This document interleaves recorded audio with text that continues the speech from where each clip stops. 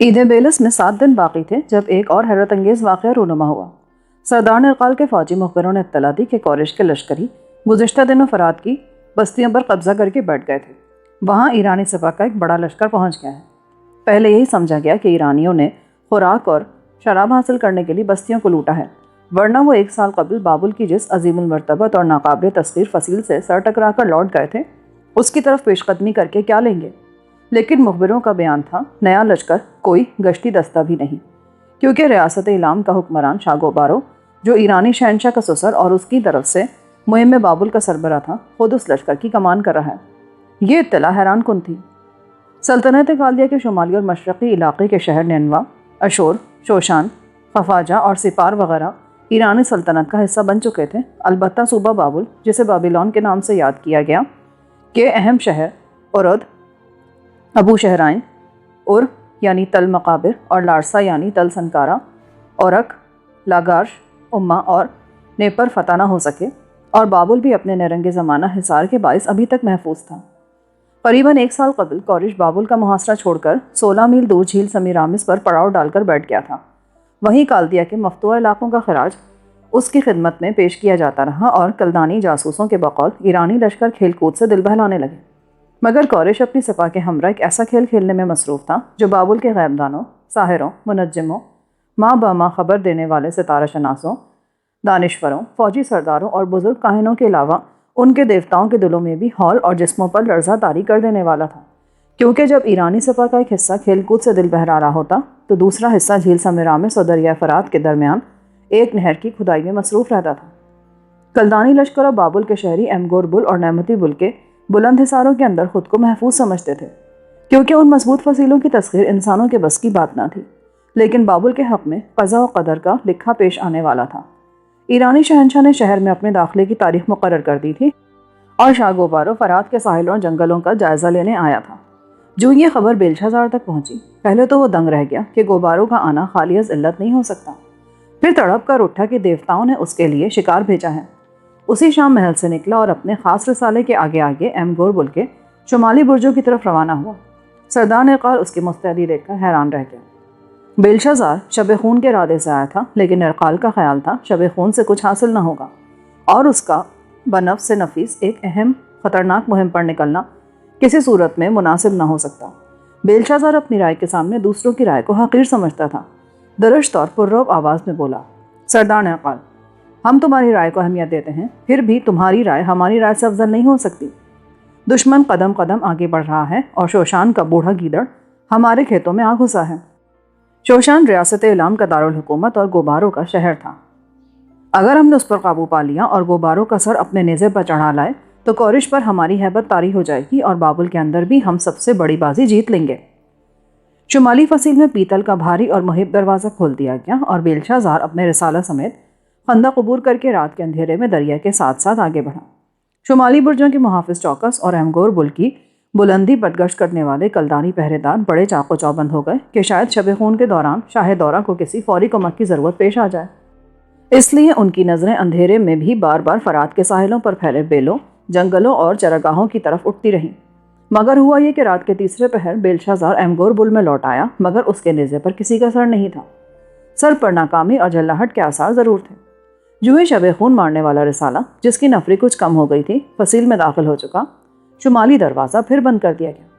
ایرانی سپاہ نے تعاقب نہیں کیا، مگر لڑائی میں بہت سے سوار زخمی ہوئے اور بہت سے زندہ انسانوں کی فہرست سے خارج کر دیے گئے۔ شب خون بہت مہنگا پڑا۔ بیلشازار شاگو بارو کا سر کاٹنے نکلا تھا، مگر خود اس کے پھندے سے بمشکل نکل سکا۔ ریموت کے زخمی ہونے کی خبر عام لوگوں سے چھپا لی گئی، لیکن شب خون کی ناکامی نہ چھپ سکی۔ بیلشازار کو بچاتے بچاتے متعدد سوار ہلاک اور متعدد زخمی ہوئے، جن کے گھاؤ ایرانی تلواروں کے آبدار لوہے کی کہانی بیان کرتے رہے۔ اس نے ایرانیوں کے خلاف کئی جنگیں لڑی تھیں اور اپنی فوجی تدبیر سے کئی گل کھلائے تھے۔ البتہ 1 سال کے طویل محاصرے میں نہ کوئی قابل ذکر مارکا لڑا گیا، نہ ایرانی بابل کی نیرنگ زمانہ فصیل کے قریب پھٹک سکے، جس سے کلدانیوں کا یہ اطمینان یقین کی صورت اختیار کر گیا تھا کہ ایمگور اور نعمتی بل کے اندر وہ بالکل سلامت ہیں۔ مگر بیلشازار کی تازہ ناکامی نے یقین کی اس دیوار میں ایک دراڑ پیدا کر دی۔ یہ خبر پہلے فوج کے حلقے میں پھیلی، پھر لوگوں تک پہنچی۔ انہوں نے بدنصیبی کا شگون لیا۔ کاہنوں اور سرداروں کا خیال تھا کہ بیلشازار سے دیوتا ناراض ہو گئے ہیں۔ اب وہ بابل کی حفاظت بھی نہیں کر سکے گا۔ آسمانوں کی کتاب کا ایک اور ورق کھل گیا۔ منجم اور غیبتاں بھیانک حالات کی خبر دینے لگے۔ لوگوں میں خوف کی سنسنی پھیلنے لگی، کیونکہ بنو خم ہو رہا تھا اور مردوک کی خدائی کے دن تھوڑے رہ گئے تھے۔ اسی روز سردار زیریہ نے باغات معلقہ کے 7ویں حلقے میں شہزادی شمورہ سے ملاقات کی اجازت حاصل کی اور بتانے لگا۔ قومی مجلس شاہ بنونید کے مقدمے کا فیصلہ نہیں کر سکی کہ آیا اس کا بخت نصر کے گھرانے سے کوئی تعلق ہے یا وہ اصل بنونید کا قاتل ہے، لیکن بیلشازار نے مقدس ہیکل میں دیوتاؤں کی آنکھوں کے سامنے 2 کاہنوں کا خون بہا کر دین عقد کی کھلی اور بدترین خلاف ورزی کی۔ اس لیے کاہن اور سردار اس کی حکومت کو پسند نہیں کرتے اور چاہتے ہیں کہ شہزادی شمورہ ملکہ بابل بننے کا اعلان کرے تو ہیکلوں، معبدوں اور مندروں کا پورا حلقہ اس کے ساتھ ہو۔ یہ بات مذہبی امور کا سربراہ زریہ کہتا ہے۔ وہ مقدس زریہ کا نام سن کر چونکی جو بیلشازار کا خاص معتمد تھا۔ اس نے کہا، سردار زیریہ، صرف کاہنوں اور پروہتوں سے حکومت نہیں چلائی جاتی۔ صرف کاہن اور پروہت نہیں، بوڑھے زریہ نے وضاحت کی، مارنبوئی کے اشراف، دیوی اشتار کے پرستار فوجی، قبیلوں کے سردار، بابل کے تاجر، اڑھتیے اور عوام تمہاری حمایت کریں گے، اور یہ بات میں کہتا ہوں۔ شمورہ جانتی تھی لوگ اس کے حامی ہیں اور فوج میں اس کے پرستاروں کا ایک حلقہ موجود ہے، کیونکہ وہ خاتون عورت اشتار کی کاہنہ ہی نہیں اس کی زبان بھی سمجھی جاتی تھی، اور اشتار رزم کی دیوی اور اپنے 2 شوہروں کے ساتھ بابل میں سب سے زیادہ مقبول تھی۔ مگر حالات اچانک تبدیل ہو گئے تھے۔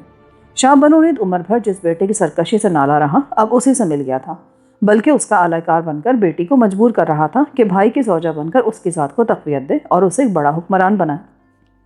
ان حالات میں جب بیلشازار نے اپنی ہوشیاری اور فوجی طاقت سے شاہ دورہ ہونے کا اعلان کر دیا اور بابل کے سیاہ و سفید کا مالک بن بیٹھا، سردار زیریہ کی پیشکش حیرت انگیز تھی۔ شمورہ نے معاملے کی صورت پر غور کیا، جنگجو اور گھمنڈی بھائی کی ہٹ، سرکشی اور سینہ زوری کے بارے میں سوچا، اپنی حالت کا بھی اندازہ لگائے کہ وہ کہاں کھڑی ہے، اور بڑی دانائی کے لہجے میں بولی، سردار، ہم اس وقت حال اور مستقبل کے درمیان کھڑے ہیں۔ حال ہمارا اپنا ہے، لیکن مستقبل اس اولاد کی مانند ہے جو کبھی فرما بردار اور کبھی ناخلف ہوتی ہے، اس لیے مستقبل کی امید پر حال کو ضائع کر دینا دانائی نہیں۔ بوڑھا سردار یہ جواب سن کر حیران رہ گیا کہ شاید باپ اور بھائی کے خلاف کوئی قدم اٹھانے سے ہچکچا رہی ہے۔ مگر تمہیں ملکہ بنانے کا فیصلہ بابل کے بہتر مستقبل کے لیے کیا گیا ہے۔ منجم بھیانک خبریں دے رہے ہیں۔ کاہنوں اور سرداروں کا خیال ہے کہ بیلشازار، جس نے کورش کے مقابلے میں ہر جنگ ہاری ہے، بابل کی حفاظت نہیں کر سکتا۔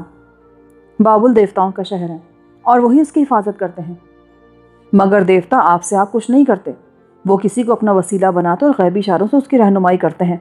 بیلشازار دیوتاؤں کو ناراض کر چکا ہے، وہ اسے اپنا وسیلہ نہیں بنائیں گے، جبھی تمہیں ملکہ بابل بنانے کا فیصلہ کیا گیا ہے۔ زیگورات میں ہم نے کیا کہا تھا؟ غالباً یہ کہا تھا کہ پہلے بادشاہ کو اپنی صفائی پیش کرنی چاہیے۔ جب تک قومی مجلس اس کا بیان صفائی مسترد نہ کر دے، وہ معزول نہیں ہو سکتا۔ لیکن بادشاہ خود معزول ہو گیا اور بیٹے کو اقتدار سونپ چکا ہے، جو ہیکل کی تقدس کا مجرم ہے۔ مقدس زریہ کا خیال ہے بادشاہ کے پاس اپنی صفائی میں کہنے کو کچھ نہیں، اور راہل نے اس کے خلاف جو شہادت دی وہ درست معلوم ہوتی ہے۔ پھر تو بیلشازار کی طرح ہم بھی اپنے باپ کے وارث نہیں ہو سکتے۔ تمہارا معاملہ بیلشازار سے مختلف ہے۔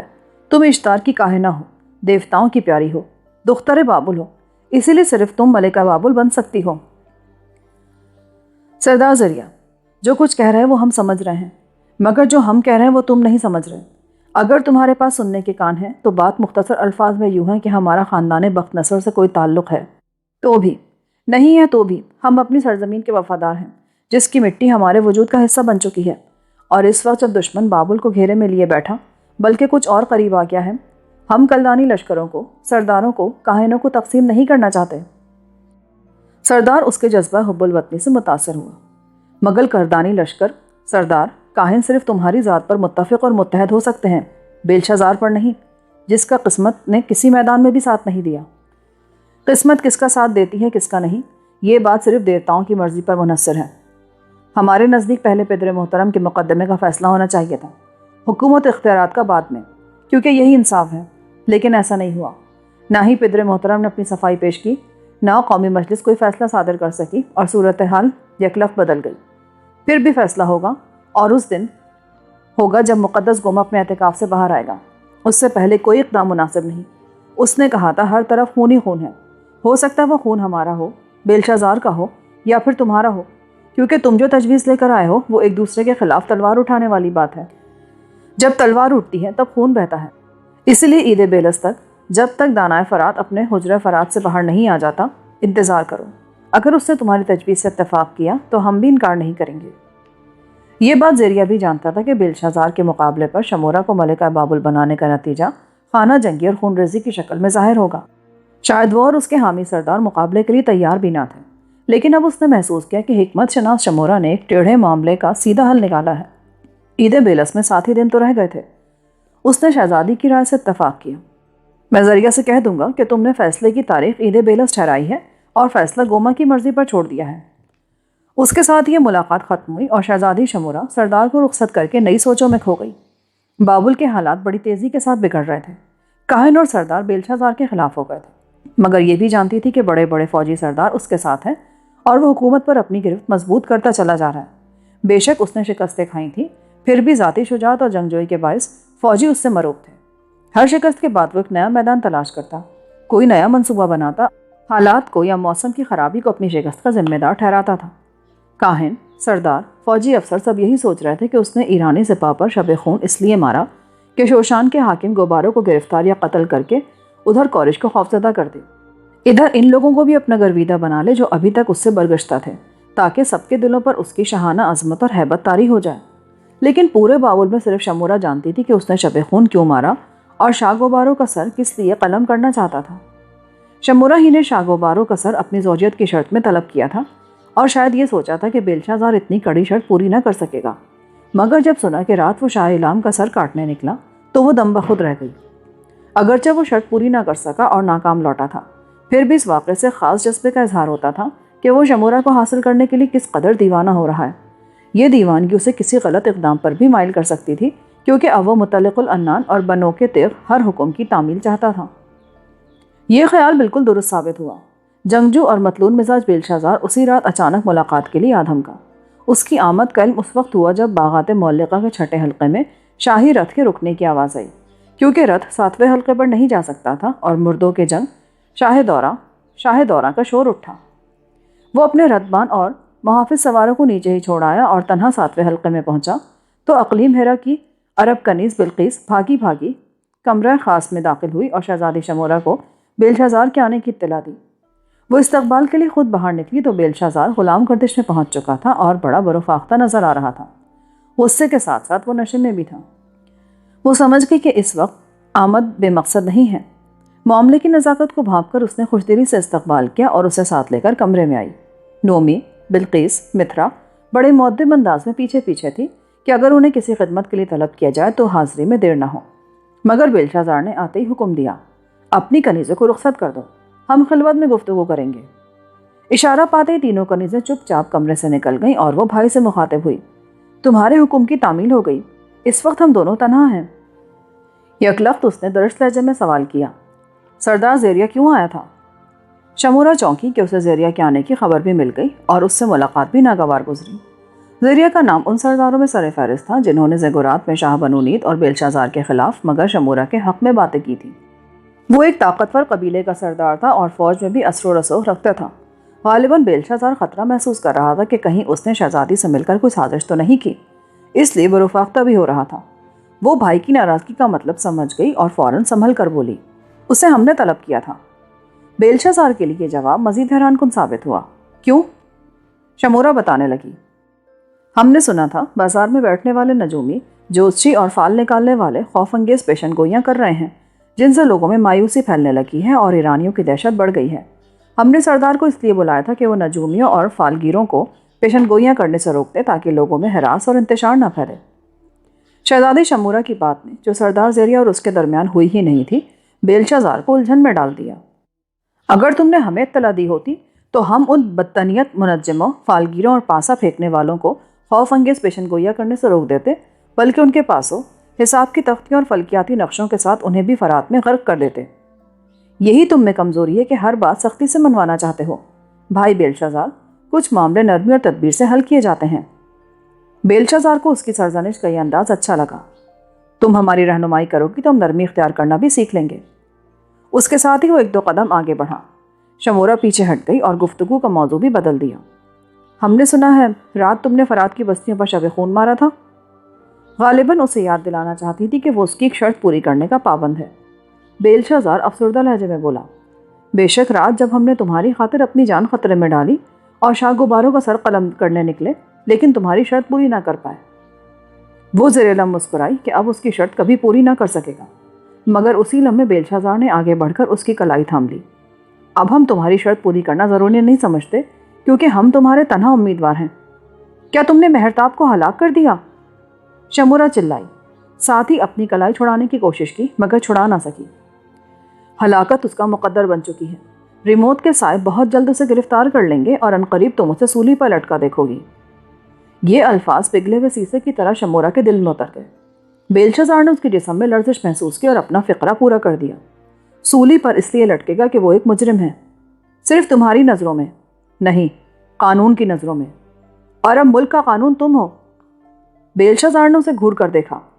بنو خاندان کی ایک شہزادی کو کسی مجرم سے دلچسپی نہیں ہونی چاہیے جو بابل سے نکل نہیں سکتا کیونکہ اس کے فرار کے تمام راستے بند کر دیے گئے ہیں، سولی سے نہیں بچ سکتا کیونکہ جلاد اس کے لیے رسہ اور لوہے کی میخیں لیے تیار بیٹھے ہیں۔ شمورہ سر سے پاؤں تک کانپ گئی اور محسوس کرنے لگی کہ بیلشا زار کے تیور بدل گئے ہیں، اور اگر اس کی تھوڑی سی دلجوئی نہ کی گئی تو شاید زبردستی پر اتر آئے۔ اپنی فکر بھی تھی اور مہرتاب کا معاملہ بھی دل میں ہول پیدا کر رہا تھا۔ ریموت کے جاسوس خفیہ گماشتے اور سپاہی اسے تلاش کر رہے تھے اور وہ بابل میں زیادہ دن چھپا نہیں رہ سکتا تھا۔ ایدیبیلس تک خود بھی بیلشا زار کی وحشت سے بچنا چاہتی تھی اور مہرتاب کو بھی بچانا چاہتی تھی۔ حالات کی نزاکت کا تقاضا تھا کہ حکمت سے کام لے۔ وہ کچھ سوچ کر بولی، بیلشا زار، کیا تم بہن کی خاطر مہرتاب سے دستبردار نہیں ہو سکتے؟ نہیں، جو بات ہم کہہ دیں وہ قطعی اور آخری ہوتی ہے۔ دنیا میں کوئی بات قطعی اور آخری نہیں ہوتی، یہاں تقدیر کے فیصلے بھی بدل جاتے ہیں۔ کیا چاہتی ہو؟ مہرتاب کی زندگی ہمارے رقیب کو ہم سے مانگ رہی ہو؟ بیلشا زار کے ہونٹوں پر زہر میں بجھی ہوئی مسکراہٹ بکھر گئی۔ اسے زندگی مل سکتی ہے مگر ایک شرط پر۔ شرط کیا لگاتے ہو؟ تمہیں ہماری ملکہ و زوجہ بننا پڑے گا۔ شمورہ جانتی تھی کہ وہ یہی شرط لگائے گا۔ تمہاری زوجہ بننے کے لیے ہماری بھی ایک شرط ہے جو تم ابھی تک پوری نہ کر سکے۔ اب وہ شرط ضروری نہیں رہی کیونکہ حالات کی صورت بدل گئی ہے، اور جب حالات بدل جاتے ہیں تو سب کچھ بدل جاتا ہے۔ ہاں، بابل میں بہت کچھ بدل گیا ہے، بہت کچھ بدل رہا ہے، تو تم بھی بدل جاؤ شمورہ اور مہرتاب کو بھول کر اپنے دل میں ہماری محبت کو جگہ دو۔ شمورہ نے اس کے لہجے کی نرمی اور دل کی بے چینی محسوس کی۔ بھائی بیلشا زار، ہم اپنے دل میں تمہارے لیے گنجائش پیدا کر سکتے ہیں، شاید تمہاری ضد بھی مان جائیں، مگر پہلے ہمیں اس بات کا یقین ہونا چاہیے کہ ہم جو کہہ دیں تم وہی کرو گے، جو حکم تمہیں دیا جائے اس کے پابند رہو گے۔ ان الفاظ میں اگرچہ تحکم کا پہلو تھا اور بیلشا زار کی سرکش طبیعت کسی کی حکم کی پابند نہ تھی، پھر بھی اسے یہ الفاظ بڑے دلکش اور شیریں معلوم ہوئے کیونکہ شمورہ جھک رہی تھی، اسے قبول کر رہی تھی۔ وہ انتہائی مسرت سے بولا، تمہارا ہر حکم ہمیں منظور ہوگا، ہم تمہیں اپنی زوجہ خاص بنانا چاہتے ہیں، تمہیں خاص اختیارات حاصل ہوں گے، تمہیں اپنی تمام ازواج سے زیادہ موقع دیں گے اور تمہارے ہر حکم کی تعمیل کریں گے۔ پھر مہرتاب کی زندگی سے دستبردار ہو جاؤ، اس کی تلاش ترک کر دو، گرفتاری اور موت کا حکم واپس لے لو۔ بیلشا زار ایک پل سوچتا رہا، پھر بولا، جب تم ہماری زوجہ بننے پر آمادہ اور ہماری ضد پوری کرنے کے لیے تیار ہو تو ہم تمہاری خاطر مہرتاب کو بابل سے فرار ہونے کا موقع دیں گے۔ ہم مہرتاب سے ایک آخری ملاقات چاہتے ہیں۔ بیلشا زار نے سرگوشی کی، آج رات خود کو ہمارے سپرد کر دو، ہم تمہاری یہ بات بھی منظور کر لیں گے۔ ایدیبیلس سے پہلے ہم خود کو کسی کے سپرد نہیں کر سکتے، بس ہمارے تمہارے درمیان جو بات ہو گئی وہی بہت ہے۔ اگر تم اپنے وعدے پر قائم رہے تو ہم بھی ایدیبیلس کی رات اپنے کمرہ تنہائی میں تمہارا انتظار کریں گے۔ پھر اس نے تالی بجائی تو کنیزیں حاضر ہو گئیں۔ اس کا مطلب تھا کہ ملاقات ختم ہوئی۔ بیلشا زار نے مسکرا کر اس کی طرف دیکھا، ہم تمہارے حکم کی تعمیل کریں گے اور کل سے مہرتاب کی تلاش ختم ہو جائے گی۔ شمورہ اسے دروازے تک چھوڑنے آئی اور وہ اس خوشی کے ساتھ رخصت ہوا کہ اسے حاصل کر کے لوگوں کی خوشنودی حاصل کر لے گا، مگر شہزادی نے ایک داؤ کھیلا اور اس کی کامیابی کا انحصار ایدیبیلس کے حالات پر تھا۔ دوسرے دن مہرتاب کی تلاش کا سلسلہ ختم کر دیا گیا اور بیلشا زار ایرانیوں کے معاملات میں مصروف ہو گیا۔ تیسرے دن فوجی مخبروں نے اطلاع دی کہ حاکم شوشان گوبارو فرات کی بستیوں کا معائنہ کر کے جھیل سمیرامس کے پڑاؤ کی طرف لوٹ گیا ہے اور ایرانی حملے کے آثار نظر نہیں آتے۔ بیلشا زار کا خیال تھا امگور بل جیسی نیرنگ زمانہ فصیل کو سر کرنا انسانی طاقت سے بعید ہے، اور جو سپہ سالار بابر پر حملہ کرے گا اپنی موت ساتھ لے کر آئے گا۔ پھر بھی اس نے سردار نرقال کو ہوشیار اور خبردار رہنے کی تلقین کی۔ نرقال خود بھی اپنی ذمہ داری سمجھتا تھا اور شب خون والے واقعے کے بعد شمالی فصیل کے فوجی پڑاؤ میں منتقل ہو گیا تھا۔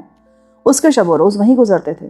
ایرانی دستوں نے فرات کی بستیوں سے نکل کر بابل کی طرف پیش قدمی نہیں کی، مگر وہ جانتا تھا کہ ایرانی سپاہی ان بستیوں میں بیٹھے کیا کر رہے ہیں۔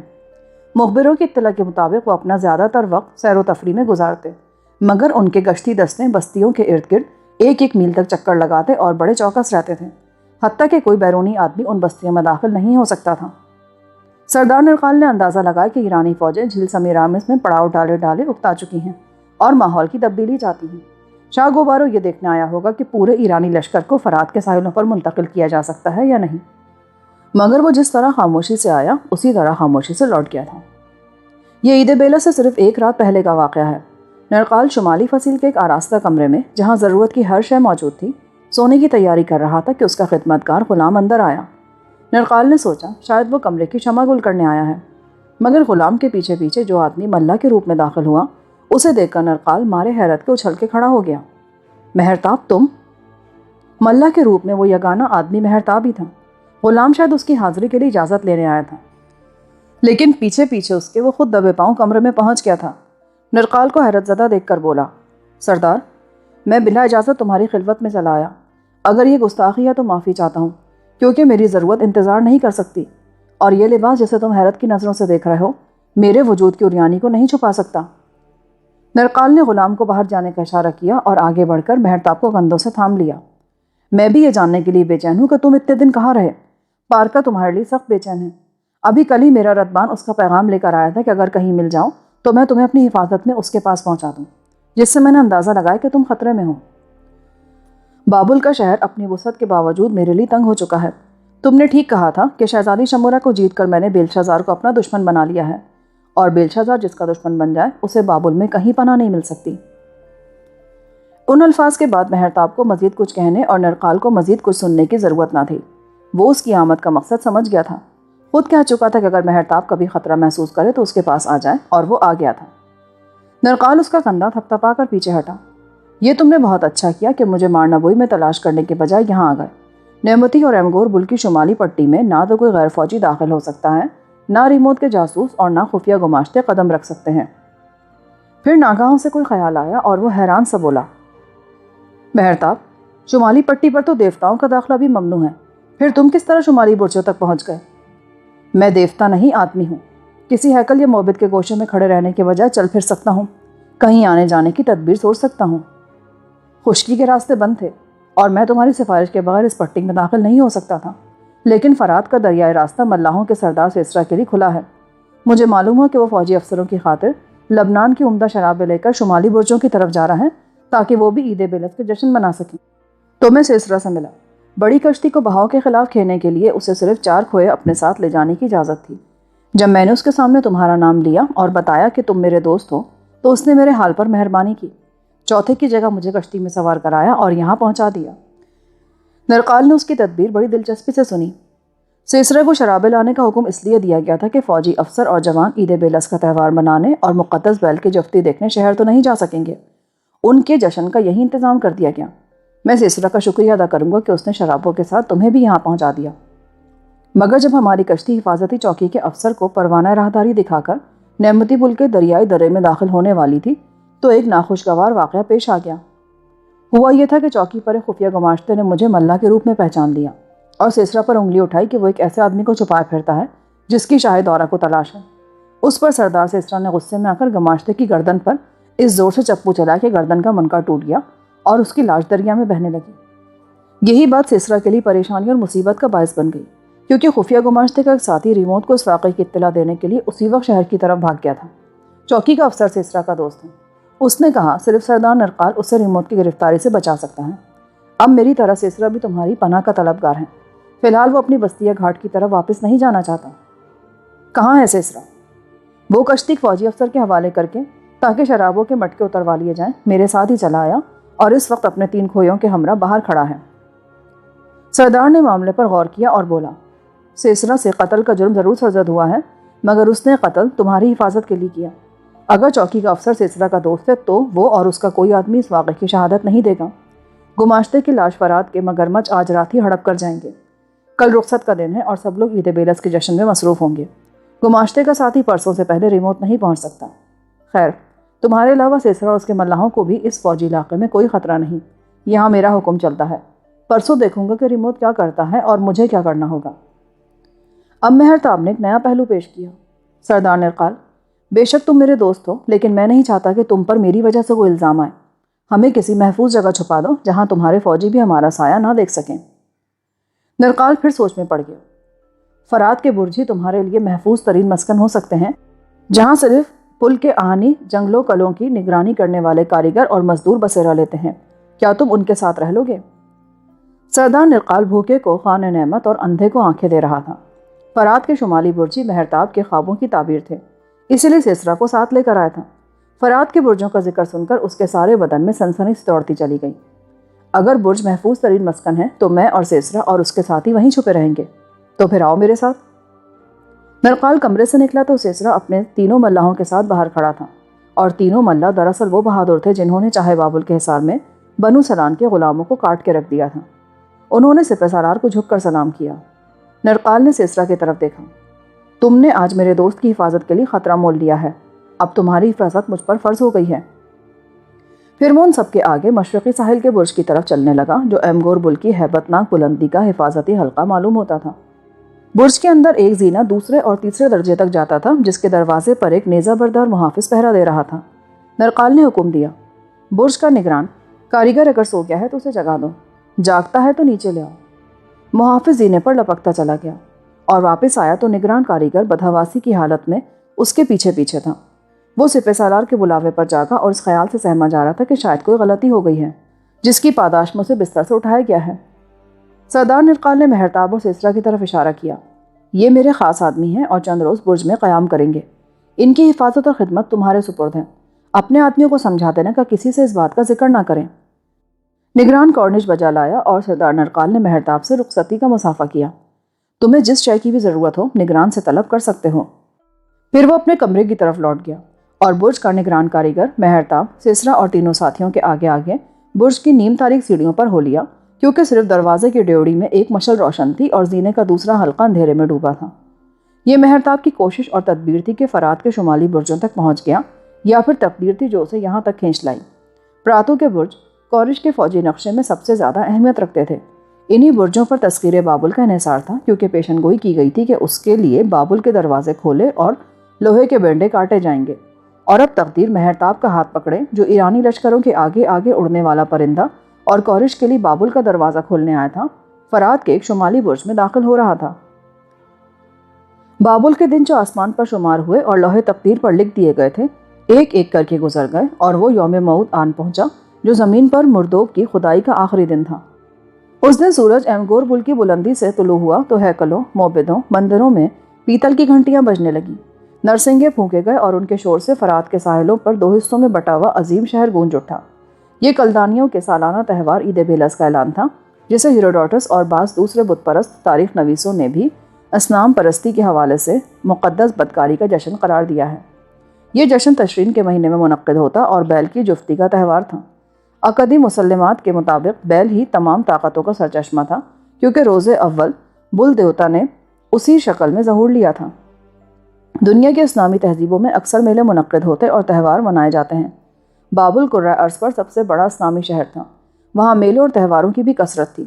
مختلف قوموں، مختلف طبقوں کے الگ الگ معبود تھے اور ان کے تہوار بڑی دھوم دھام سے منائے جاتے تھے، مگر سب سے بڑا قومی اور عمومی جشن جو کالدیا کے تمام شہروں میں منایا جاتا عید بیلس کا تہوار تھا، جس کے سامنے جشن زہرہ کی رنگینی اور گناہ آفرینی ہیش تھی۔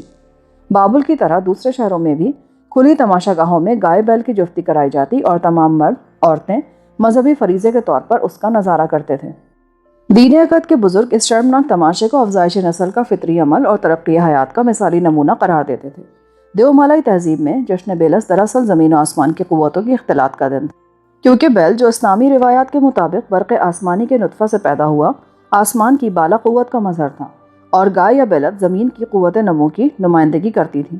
عقدی اصول پرستوں نے آسمان سے انزلال بارہ کو بیل کی قوت حیات اور زمین کی رویدگی یا اناج کی پیداوار کو بیلت کی قوت تخلیق سے نسبت دے کر عید بیلس کے تہوار میں فطرت پرستی اور مذہبی تقدیس کا رنگ بھر دیا تھا۔ فطری تقاضوں کے اسی اصول کی رو سے اس بات کو قانون کا درجہ دیا گیا تھا کہ عید بیلس کے تہوار پر عورت جس مرد کے ساتھ چاہے اور مرد جس عورت کے ساتھ چاہے داد عیش دے سکتا تھا۔ وہ کسی معقول وجہ یا مجبوری کے بغیر انکار نہ کر سکتی تھی اور عورت کا کوئی رشتہ دار یا عزیز اس پر اعتراض نہ کر سکتا تھا، بلکہ اس موقع پر بعض مرد خود اپنی بیویوں کو دوسروں کی تفریح کا سامان بناتے تھے۔ انکار اصول فطرت اور دین اقدس کے اصول پرست بزرگوں کے بنائے ہوئے قوانین کی خلاف ورزی کے مترادف تھا۔